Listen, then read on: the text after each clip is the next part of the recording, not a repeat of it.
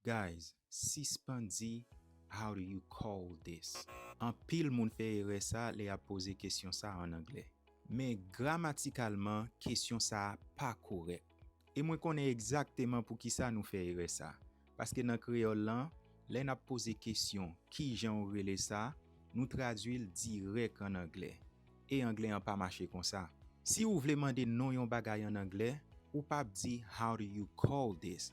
Paske how vle di ki jan ou bien kouman. Men kesyon an pa sou ki jan yo rele li, kesyon an se ki sa yo rele li. Donk, fason korek pou pose kesyon an se what do you call this? What do you call this? Ki jan yo rele sa ou bien ki sa yo rele sa. Men kek lot ekzamp toujou, ou pa di how do you call this in English? Wap di what do you call this in English?